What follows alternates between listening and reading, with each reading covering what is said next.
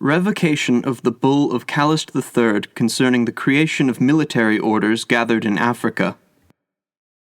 Paul, Bishop, servant of the servants of God, for an everlasting record of the matter. To our venerable brothers, the bishops of Egitania and Viseu, and also our esteemed son Peter Lawrence, canon of Lamego, be health and apostolic benediction. It accords with reason and befits virtue that those things which proceeded from the grace of the Roman pontiff should take effect, even if apostolic letters about them were not produced before his death. Accordingly, not too long ago, one of our predecessors, Pope Pius II of happy remembrance, had come to know that our most beloved son in Christ, the illustrious King of Portugal and Algarve, was able to suffer serious expenses for the protection of the city of Ceuta, which his own grandfather, John of renowned memory, king of the said kingdoms, had delivered from out of the hands of the infidel Muslims 45 years beforehand, and had brought under his own rule, thereby gaining a most felicitous triumph through Christ for the honor of our faith and of the Christian people. And he was greatly dreading that the said infidels would fiendishly invade that very city of Ceuta with a great host, as they are wont to do, and that it, as well as the castle called Alcácer, which the aforementioned king made subject to his own rule by strength of arms at a former time due to the dearth of Christians existing in that place, which makes for serious shame and scandal for the Christian religion and ruin for all Iberia, since at another time nearly all Iberia had been occupied by the African infidels through the said city, would have fallen under their most foul empire, which God thwarted. The same Pius, our predecessor, wishing to act preemptively, lest such a great nefas should befall, especially during his own time, following in the footsteps of our predecessor Pope Paulus III, who, considering the above, had provided favorably concerning these matters through certain provisions of his letters, the execution of which, as the same Pius preceding had noticed, had still not come to pass by that time, did, by his own motion, out of certain knowledge, through apostolic authority, establish, decree, and ordain through his letters, that from then on, in the said city of Ceuta, throughout all times yet to be, there would be 3 compounds for the 3 military orders existing in the aforementioned kingdoms under the rule of the Cistercians, namely, the Military Order of Jesus Christ, the Military Order of St. James of the Sword, and the Military Order of Aviz, from among whom each master or governor of each order would be obligated, at the shared expense of the whole order, to build, found, and construct one such convent of his own religion in the said city of Ceuta, or in the same castle of Alcácer, towards whose construction the masters or governors, and all preceptors, commanders, officials, and prebendaries whatsoever, with no one excepted, are to contribute in proportion to their revenues. And from thence each master or governor, for 1 year at a time in rotation, would owe and be obligated to dedicate a third part of all his own preceptors, officials, prebendaries, soldiers, and members of religious orders for the tutelage of the said city of Ceuta, who, being so dedicated, would watch over the same city for 1 whole year at their own expense, along with other fighters and defenders, from which no one from the aforesaid militaries may be excused, unless he be held up by a legitimate and serious impediment, in which case he is to send in his stead as many other warriors and defenders as he would have taken with himself if he had personally travelled thither, in accordance with the pay and revenues he were obtaining from the order at that time. Each and every master or governor of the said religions, if he had not personally stayed in the said city for his 1 year, would likewise owe and be obligated to deputize and send such an amount of human warriors as for whose salary and expenses at least a third part of the whole magistracy's funds and income would be set aside, under penalty of excommunication, which the aforesaid masters or governors, preceptors, commanders, officials, and benefice holders would incur for doing otherwise, and from which, being effected through the Roman pontiff, they would not be able to be absolved except in the moment of death. Furthermore, through the withholding of their revenues, they would owe and be obligated to travel to the same city and take up residence there, and similarly to defend, watch over, and protect the very city and likewise the castle from the same Muslims and any other such enemies of Christ's name, along with the other aforesaid defenders and residents, for the sake of their rights.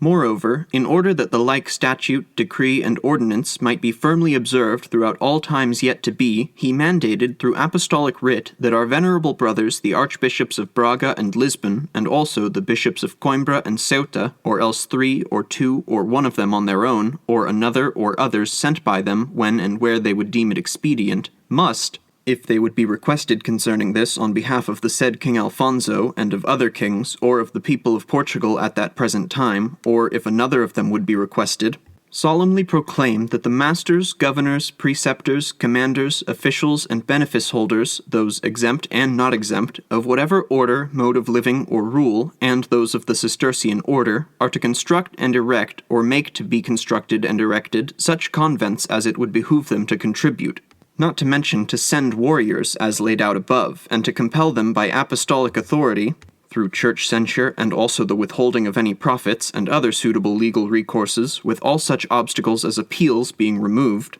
to go to and remain in that same place, as according to the form of this statute, decree, and ordinance. And those same, if they would be disobedient, they shall declare to have incurred the sentence of excommunication, as well as perpetually strip them of whatever magistracies, governorates, precepts, commendams, offices, and ecclesiastical benefices which they have obtained and would have obtained by that time, and of the sign of the cross and the habit of the religion they had professed, and thoroughly remove them from those same. And concerning the very precepts, commendams, offices, and benefices thereafter vacant, they are then to belong to those of the said militaries who would have professed or be willing to profess them, and personally stay in the said city, as permitted. And to this effect, under the aforesaid penalties and censures, they would provide for officials offering themselves up, and admit the very ones willing to profess the same profession. And in likewise they would produce and present to those who would wish to so profess the habit of such religion or military, and see to it that they are treated with sincere charity in that same stead, and are afforded all the same profits, wages, and revenues that the other professed preceptors were.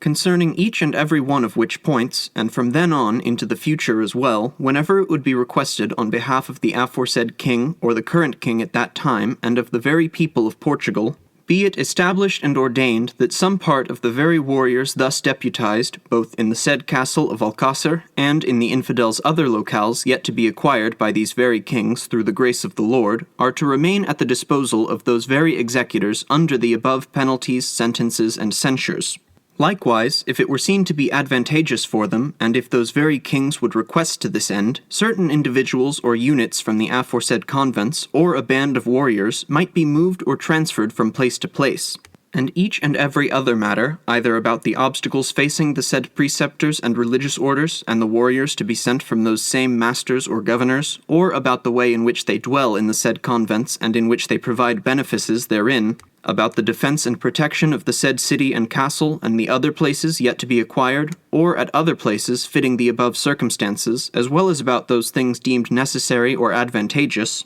might be ordained, established, disposed, undertaken, and executed. And furthermore, any contradictors or rebels of whatever esteem, rank, order, preeminence, or status they might be, whether it be regal, ducal, or any other ecclesiastical or worldly dignity which distinguishes them, are to be restrained through church censure and the withholding of profits and revenues, and also by deprivation of magistracies, precepts, commendams, and benefices, and such other legal recourses as postponed appeals. To the aforesaid archbishops and bishops, and to any of their men, is granted this faculty, full and free, to be upheld perpetually, just as is more fully maintained in the same letters.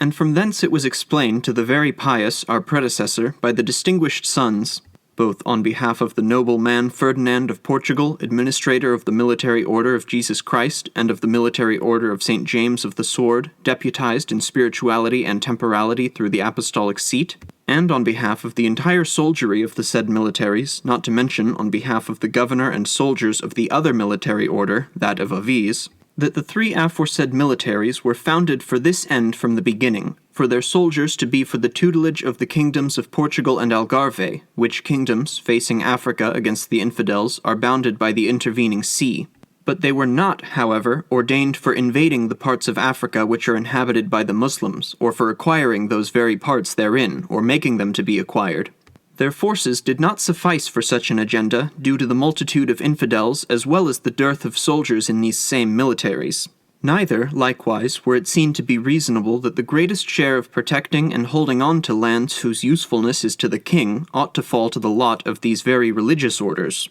What is more, these very militaries used to be a refuge for the kings of Portugal, to occupy and provide for their children beyond the firstborn, since at many times it had been necessary, upon the death of one of these sons, that parts of the king's city would be distributed among his children besides the firstborn, and such shall still be necessary in the future. The same pious proceeding had subjected the said militaries to such a tax burden that they were not able to decently keep up their proper status from what remained of their wages. And due to the foregoing reasons, namely the defense of the same kingdoms, the aforesaid military orders had been strengthened with a great many privileges and graces from the apostolic seat, and from the kings of the same kingdoms. And because of this they had been hitherto incredibly enlarged. If these very letters had taken effect, against the greatest part of that very military, they would have perished and collapsed, and their profits would have been greatly diminished. Therefore, the infant Ferdinand, brother of the aforesaid King Alfonso and governor of these two very militaries, had considered it the foulest disgrace if such would come to pass during his own time.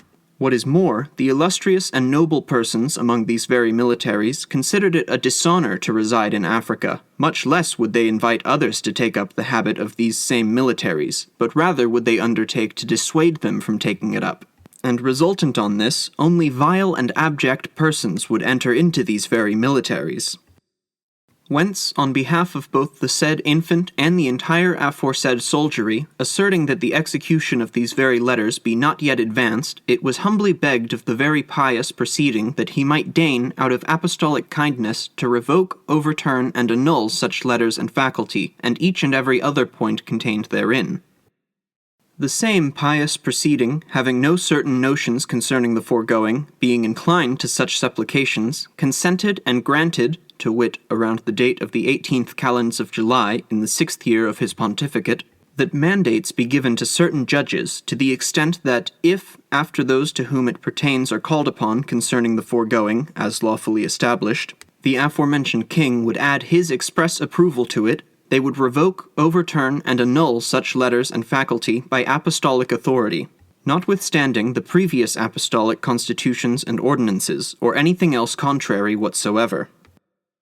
Lest, however, it were able to be doubted in any way that those letters were prepared by him out of his own free will and permission before his downfall, and lest the very infant be deceived as to the effect of those letters, we, wishing and by the same apostolic authority deciding that our predecessor Pius's will and permission might take effect just as laid out on the said day of the 18th of July, as though the said predecessor Pius's letters concerning these things had been produced around the date of this same day, exactly as explained above, deliver up each point of the present letters, that they might suffice to fully demonstrate the preceding Pius's will and permission through apostolic writ, nor should the support of any other proof be needed for your discretion. To the extent that if, after those to whom this pertains are called upon concerning such assertions, as lawfully established, the aforementioned king would add his express approval to this, when you have reached a consensus with the king concerning these assertions, you may revoke, overturn, and annul such letters and faculty, and anything else following from thence, by the aforementioned apostolic authority, according to such will and permission as the preceding Pius's previous word, notwithstanding everything said above. Given at Rome before Holy Peter in the 1464th year of the Incarnation of the Lord, on the 16th kalends of October, in the first year of our pontificate, 16th of December of 1464.